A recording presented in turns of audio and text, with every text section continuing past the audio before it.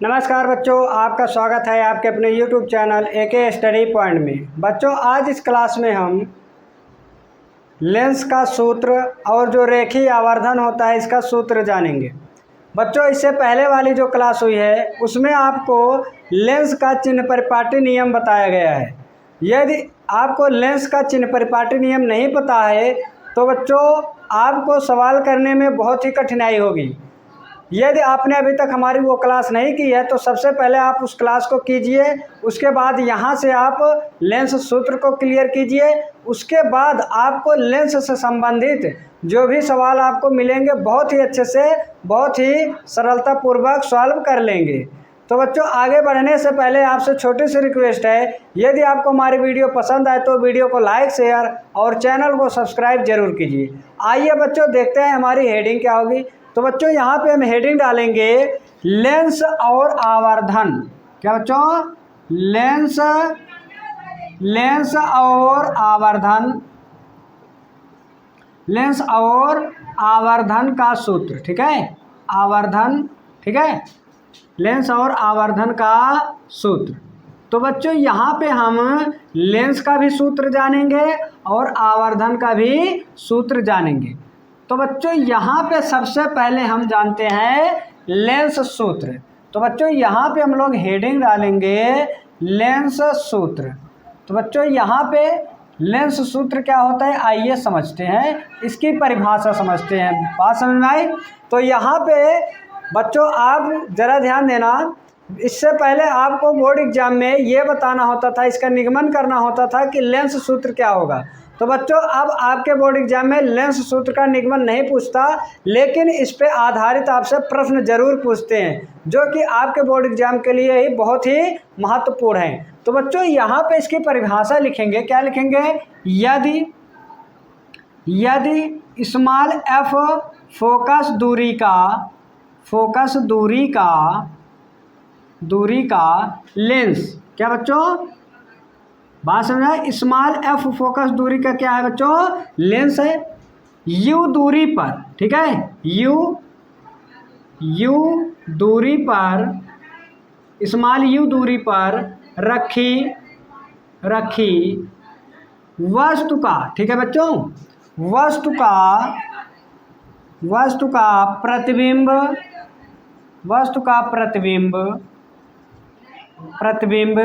We दूरी पर बनाता है तो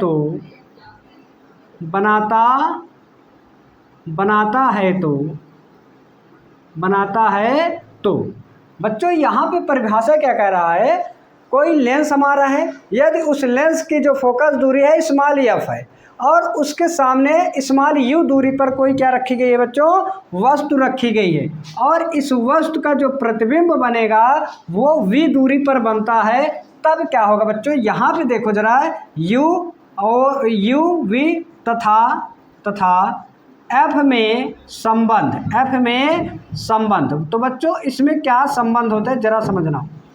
जब हमारा स्मॉल एफ दूरी का फोकस दूरी का क्या होगा? लेंस होगा, यू दूरी पर वस्तु रखी होगी और उसके द्वारा जो प्रतिबिंब बनेगा वी दूरी पर बनेगा, तब हमारा यू वी एफ में क्या संबंध होगा बच्चों? यहाँ पे देखो, 1/f स्मॉल एफ बराबर 1/v माइनस 1/u। यही बच्चों हमारा क्या होगा? यू वी और एफ में क्या हो जाएगा? संबंध। यही हमारा बच्चों क्या कहलाएगा? यही लेंस सूत्र होगा। ठीक है, यही लेंस सूत्र है। बात समझ में आई? यही क्या है बच्चों? लेंस सूत्र है। इतनी बात समझ में आई? अब बच्चों, यहाँ पे कंफ्यूज मत होना कि सर जी अवतल लेंस के लिए कौन सा हम फार्मूला लगाएं, उत्तल के लिए कौन सा लगाएं। तो बच्चों, यहाँ पे ये जो हमारा सूत्र मिला है, जो ये फार्मूला हमें मिला है, ये दोनों लेंसों के लिए यही फार्मूला हमारा क्या होगा? लगेगा। इतनी बात समझ में आई बच्चों?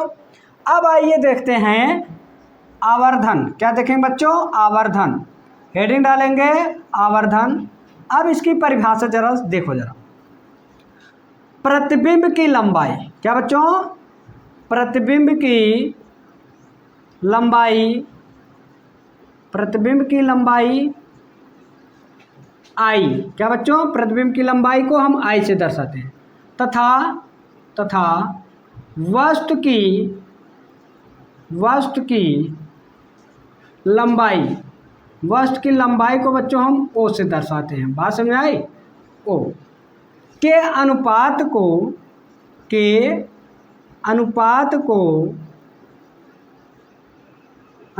को रेखीय आवर्धन कहते हैं। रेखीय आवर्धन कहते हैं।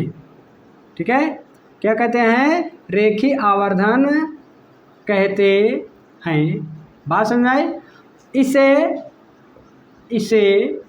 स्मॉल m से, ठीक है, स्मॉल m से दर्शाते हैं। बात समझ आए बच्चों? प्रतिबिंब की लंबाई और जो वस्तु की लंबाई होगी, दोनों के अनुपात को ही हम क्या बोलते हैं? रेखीय आवर्धन बोलते हैं। और रेखीय आवर्धन को बच्चों हम किससे दर्शाते हैं? स्मॉल m से दर्शाते हैं। तो बच्चों यहाँ से हमारा सूत्र क्या हो जाएगा? आवर्धन। बच्चों ये बहुत इंपॉर्टेंट फार्मूला है, ठीक है। आवर्धन को m से दर्शाते हैं बराबर प्रतिबिंब की लंबाई। किसकी लंबाई बच्चों? प्रतिबिंब की लंबाई I, क्या बच्चों? I बटे वस्तु की लंबाई। किसकी बच्चों? वस्तु की लंबाई m। इन दोनों के अनुपात को हम क्या बोलते हैं बच्चों? रेखीय आवर्धन बोलते हैं, या फिर बोलो आवर्धन बोलते हैं। ये बच्चों हमारा क्या हो जाएगा? ये हमारा हो जाएगा m बराबर में I/O। क्या हो जाएगा बच्चों? I/O हो जाएगा। और ये बच्चों हमारा किसके बराबर होगा? प्रतिबिंब को हम V से दर्शाते हैं और बट्टे में ये U। यही क्या हो जाएगा बच्चों? हमारा सूत्र हो जाएगा रेखीय आवर्धन के लिए। बात समझ में आए बच्चों? देखो बच्चों, यदि आपको ये चीज़ें क्लियर हैं यहाँ पे, ठीक है, ये चीज़ें आपको अगर क्लियर हैं तो आपको लेंस से संबंधित जो भी आपको क्वेश्चन मिलेगा उसको बहुत ही अच्छे से कर पाओगे। इसके साथ साथ आपको लेंस का जो चिन्ह परिपाटी नियम है वो भी क्लियर होना चाहिए, वो भी अच्छे से पता होना चाहिए। नहीं तो आप यहाँ पे गलती कर देंगे जब इसमें क्या रख, जैसे F कमान, V कमान, U कमान जब रखने लगेंगे तब वहाँ पे आप गलती कर देंगे। यदि आप चिन्ह परिपाटी नियम अच्छे से समझे हैं, अच्छे से जानते हैं, तो वहाँ पे क्या, यहाँ पे क्या होगा? कुछ नहीं करना, केवल मान रख के केवल कैलकुलेशन करना होता है और बहुत ही आसानी से हमारा आंसर आ जाता है। तो बच्चों यहाँ पे एक चीज़ आप ध्यान देना, जब दर्पण का बता रहे थे तो यहाँ प्लस था, इसमें क्या था बच्चों? प्लस था, तो यहाँ माइनस था। बात समझ आए? लेकिन यहाँ पे लेंस में यहाँ माइनस है तो यहाँ पे क्या है बच्चों?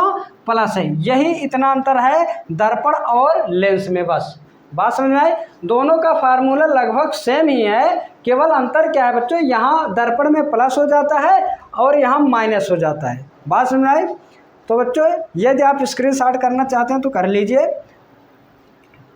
बच्चों यदि आपको हमारी वीडियो पसंद आई हो तो वीडियो को लाइक, शेयर और चैनल को सब्सक्राइब जरूर कीजिए। बच्चों हम आने वाली क्लास में इसी पर आधारित क्वेश्चन को सॉल्व करेंगे। तब तक के लिए बच्चों धन्यवाद।